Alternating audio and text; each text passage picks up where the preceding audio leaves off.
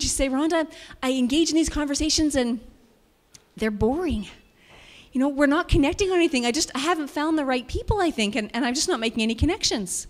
So I sent her out with a mission. I said, go forward and in the next event that you attend, have a conversation and ask enough questions that you find just one thing that you might have in common with that person.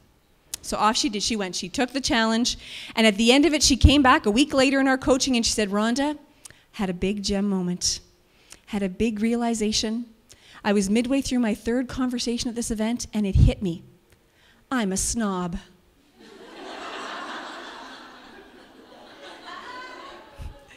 It was so clear to her. It was so revealing. She had this big gem realization about herself. I'm a snob.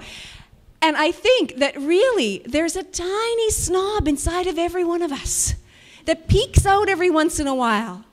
As she went on to describe, you know what I realized I was doing as I would engage in a conversation, I would hear a little bit about that person, I would put them in a box, and that box would go on the shelf. I would have figured them out. They weren't the right friend or colleague or business associate or client for me. They would go on the box on the shelf and I would tune out.